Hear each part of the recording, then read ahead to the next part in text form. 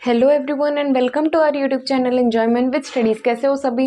With fresh brains पूरे जोश के साथ वेलकम बैक। तो आज मैं आपको बताने वाली हूँ ह्यूमन डाइजेस्टिव सिस्टम के बारे में, अपना पाचन तंत्र। इसमें ना कई सारी कड़ियाँ होती है, मतलब अलग अलग। हम ऐसे सोचते हैं हमने खा लिया, थोड़ी देर बाद पच जाएगा, पचने के बाद फिर फ्रेश हो जाएंगे, बस हो गया इतना ही।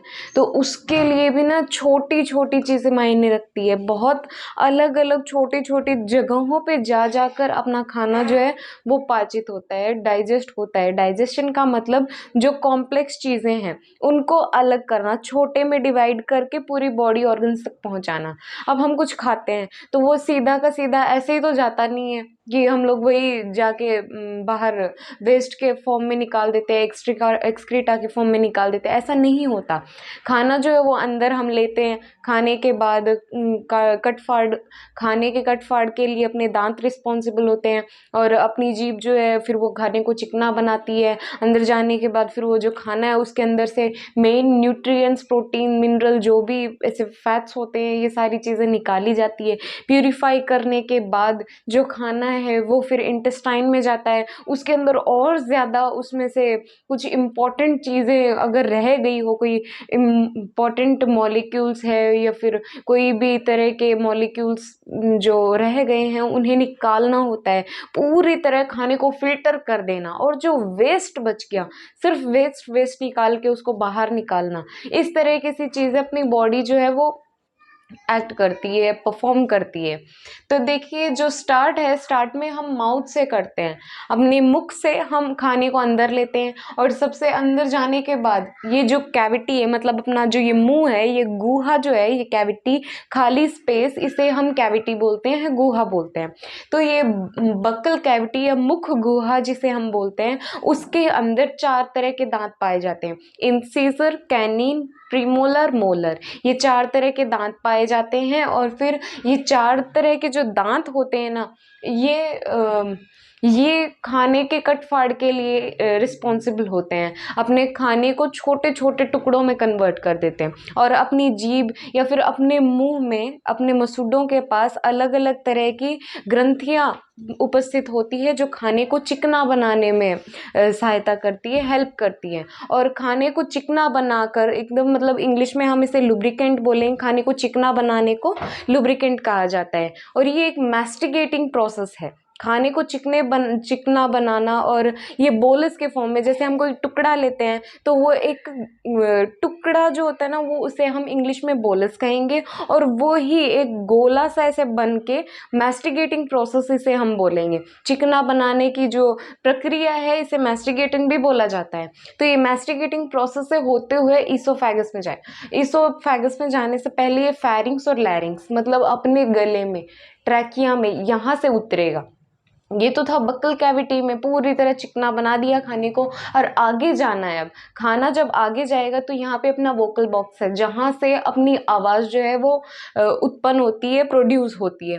अपनी आवाज़ जो है, यहाँ पे एक वोकल बॉक्स होता है जिससे अपनी आवाज़ निकलती है, और फिर उस वोकल बॉक्स के, मतलब ट्रैक किया उसके बाजू से ही, वहीं से अपना खाना जो है पास होने के बाद ईसोफेगस में आता है। ईसोफेगस बस एक पतली सी नलिकाए, ट्यूब जैसी स्ट्रक्चर है जिसके अंदर से खाना पास होता है। खाना पास एक मूवमेंट में होता है। खाने की भी अलग ही चाल होती है, जिसे हम पेरिस्टाल्टिक मूवमेंट बोलेंगे। पेरिस्टाल्टिक मूवमेंट एक तरह की चाल है, अलग तरह की चाल है। जो खाना है वो इस तरह से होता हुआ अंदर अपने पेट में चला जाता है, जिसे हम कहेंगे स्टोमक। स्टोमक जो है ना, इसके भी 3 पार्ट्स होते हैं। अपना पेट जो है वो बैग शेप में दिखाई देता है, जे शेप का, एक बैग शेप जैसे दिखाई देगा। तो उसके भी 3 पार्ट्स होते हैं, फंडिक, कार्डियक और पाइलोरस। सबसे ऊपर वाला जो पोर्शन होगा, मैं थोड़ा सा आपको बता देती हूँ, यहाँ पे देख लीजिए। थोड़ी सी ड्राइंग, जरा ऐसे कोशिश करना समझ आए आपको। तो ऐसा सा अपना पेट होता है। तो ये वाली जगह जो है ये होती है फंडिस, और ये बीच वाली होती है कार्डियक, और ये लास्ट वाली जो होती है वो होती है पाइलोरस। पाइलोरस। मैं एक चीज आपको बताना भूल गई कि यहाँ पे जब ईसोफेगस में खाना एंटर करता है तो यहाँ पे एक बीच में छोटा सा दरवाजा होता है, स्फिंक्टर जिसे हम बोलेंगे, छोटा सा दरवाजा। एक जो दरवाज़ा है उसका नाम होगा ईसोफेजियल स्फिंक्टर, इसे हम ऐसा कहेंगे, ईसोफेजियल स्फिंक्टर। जब खाना है वो पेट में एंटर हो जाता है तो यहाँ पे फंडस नाम का पार्ट है, कार्डियक नाम का पार्ट है और पाइलोरस नाम का पार्ट भी प्रेजेंट है। तो जो फंडस है ये पूरी स्टमक की स्ट्रक्चर, जो अपना ये पेट है ना, इसके अंदर भी 3 तरह की कोशिकाएं पाई जाती है, 3 तरह की सेल्स पाई जाती हैं। तो पहली सेल होगी म्यूकस सेल, दूसरी होगी ऑक्सीटाइन सेल एंड तीसरी होगी चीफ सेल। तो मेन काम जो है वो ऑक्सीटाइन सेल का है। एक और सबसे ज़्यादा हैरान कर देने वाली बात ये है कि सबसे खतरनाक एसिड जो होता है वो अपने पेट में होता है। मतलब HCl, हाइड्रोक्लोरिक एसिड, सबसे खतरनाक माना जाता है और वो अपने पेट में होता है। म्यूकस सेल्स जो होती है, इस तरह की कोशिकाएं जो है वो सिर्फ चिकनाहट बनाने के लिए होती है, जबकि ये ऑक्सीटाइन सेल है ये HCl रिलीज करेंगी। ये सेल जो है ना, ऑक्सीटाइन सेल, ये इस तरह की सेल है जो मतलब थोड़ा सा इनको स्टिमुलस मिलते ही ऐसे अपना बटन सा खोल देगी या फिर दरवाज़ा खुलते ही यहाँ से एसिड निकलने लग जाएगा। इन सब का यही काम है, हर सेल का यही होता है, थोड़ा सा स्टिमुलस मिलते ही फिर ये अपना काम करना शुरू कर देती हैं। अब यहाँ पे म्यूकस है, इनको ऐसा लगेगा कि खाना आ गया है तो फिर ये चिकनाहट बनाने का काम पहले ही शुरू कर देती हैं। और अपने पेट में ये जो चीफ सेल है, चीफ सेल या फिर पेप्टिक सेल भी हम इसे बोल सकते हैं, पेप्टिक ग्रंथियां, पेप्टिक सेल जो पेप्सिनोजन रिलीज करेंगी। पेप्सिनोजन नाम का एक एंजाइम है वो रिलीज कर देती है। और पेप्सिनोजन जब रिलीज हो जाता है ना, खाना जो है वो पेप्सिनोजन है, मतलब उसको फिर एसिड, सबसे पहले खाना आ गया और यहाँ पे पेप्सिनोजन रिलीज हो चुका है और पेप्सिनोजन को पेप्सिन बनाएंगे तभी खाना अच्छी तरह डाइजेस्ट होगा। देखिए ये सेल जो है वो सिर्फ पेप्सिनोजन रिलीज करने का काम करती है, जबकि खाने को अच्छी तरह डाइजेस्ट, अच्छी तरह छोटे में कन्वर्ट कौन कर सकता है? पेप्सिन कर सकता है। तो यहाँ पे पेप्सिनोजन को पेप्सिन में बदलना पड़ेगा और पेप्सिनोजन को पेप्सिन में कौन बदलेगा? HCl बदलेगा। तो मतलब ये कि चीफ सेल जो है वो अगर पेप्सिनोजन रिलीज कर देती हैं तो पेप्सिनोजन निकलने के बाद ये HCl पेप्सिनोजन को पेप्सिन में बदल देता है और फिर खाना जो है वो डाइजेस्ट होने लग जाता है। थोड़ी थोड़ी डाइजेशन जो है वो अपने पेट में ही स्टार्ट हो जाती है। मोस्टली जब खाने को यहाँ पे लुब्रिकेंट बनाया था बक्कल कैविटी में, डाइजेशन तो वहीं से स्टार्ट हो गई थी। छोटे छोटे जैसे कार्बोहाइड्रेट हो गया या फैट हो गए, थोड़ी थोड़ी चीजें जो है यहीं पे कॉम्प्लेक्स से इजी वे में बनने लग गई, थोड़ी थोड़ी डाइजेशन अपने मुख में ही स्टार्ट हो गई। तो यहाँ पे पेप्सिनोजन रिलीज हो गया, खाना आ गया, फिर ये पेप्सिनोजन के बजाय इसे पेप्सिन होना चाहिए था, तो ये HCl पेप्सिनोजन को पेप्सिन में बदल देगा। खाने की थोड़ी सी यहाँ पे हो गई, डाइजेशन होने के बाद यहाँ पेट जहाँ पे खत्म होता है यहाँ पे भी एक तरह का दरवाजा होता है। पहले तो पेट में एंटर करने के लिए एक दरवाजा क्रॉस करना पड़ता है खाने को, और जब खाना वापस बाहर निकल रहा होता है ना तब एक दरवाजा होता है। तो उस दरवाजे का नाम होगा पाइलोरिक स्फिंक्टर। दरवाजे को स्फिंक्टर कहा जाएगा। यहाँ पे था इसोफेजियल स्फिंक्टर और यहाँ था पाइलोरिक स्फिंक्टर। जब पेट क्रॉस कर लिया, स्टमक को क्रॉस कर लिया, तो यहाँ पे आ गया अपनी छोटी आंत में, स्मॉल इंटेस्टाइन में। स्मॉल इंटेस्टाइन के 3 पार्ट्स होते हैं, डिओडिनम, जेजुनम, इलियम। तो ये तरह के तीन पार्ट्स में डिवाइड की हुई है अपनी स्मॉल इंटेस्टाइन। और सबसे ज्यादा एक ह्यूमन डाइजेस्टिव सिस्टम का सबसे ज्यादा डाइजेशन स्मॉल इंटेस्टाइन में होता है। यहाँ पे बहुत बहुत ज़्यादा डाइजेशन होता है, मतलब अब्जॉर्प्शन होता है खाने का।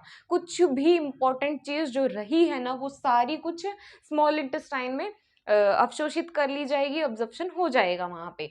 तो वहाँ पे डिओडिनम, जेजुनम और इलियम, इन 3 तरह के पार्ट्स को क्रॉस करते हुए अपना खाना जाएगा लार्ज इंटेस्टाइन में। छोटी आंत हो गई, अब बारी आ गई बड़ी आंत की। बड़ी आंत में कोलोन, सिक्कम और रेक्टम, ये 3 तरह के पार्ट्स में डिवाइड की हुई अपनी बड़ी जो आंत है वो, कोलोन, सिक्कम, रेक्टम।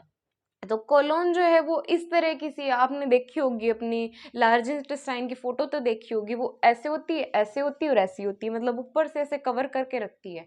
तो ट्रांसवर्स कोलोन और डिसेंडिंग कोलोन, ये 2 तरह के कोलोन्स होते हैं उसमें। नेक्स्ट होता है सिक्कम, और एनस के पहले, मतलब फिर जो लास्ट है, लास्ट कड़ी से पहले यहाँ रेक्टम प्रेजेंट होता है।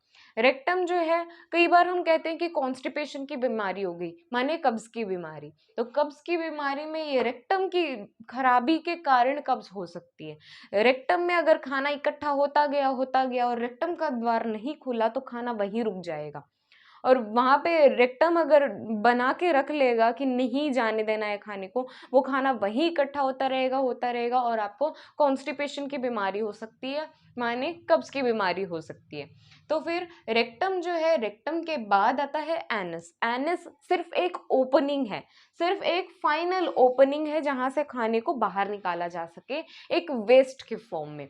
खाना जब अच्छी तरह पूरी तरह ऑब्जर्व कर लिया जाता है, उसके important nutrients, proteins, mineral, carbohydrate, fats, जो भी सारे इम्पॉर्टेंट जो मटेरियल होते हैं खाने के अंदर, वो सारी चीज़ों का अवशोषण हो जाए, तो एनस एक सबसे ज़्यादा, जिसे हम हिंदी में गूदा बोलते हैं, वहाँ से खाने को बाहर निकाल दिया जाता है। एक फाइनल ओपनिंग होती है वो, आखिरी द्वार होता है कि खाना जो हमने खाया उसको छोड़ के जाने का टाइम हो गया, वो बस अपनी बॉडी को लीव करने वाला है। तो ये था एनस। और mouth, buccal cavity, pharynx, लैरिंग्स, oesophagus, stomach, small intestine, large intestine और लास्ट में है एनस। तो हमने देख लिया है कि अपना खाना जो है वो किन किन रास्तों से होकर जाता है, और सबसे ज़्यादा जो अब्जॉर्प्शन है वो कहाँ होती है, हमने ये देख लिया। स्टमक की 3 अलग अलग तरह की कोशिकाएं देख ली, और जो स्मॉल इंटेस्टाइन है, लार्ज इंटेस्टाइन है, इनके 3 पार्ट्स देख लिए, और बक्कल कैविटी में प्रेजेंट 4 टाइप्स के टीथ भी देख लिए और इनके फंक्शंस भी देख लिए।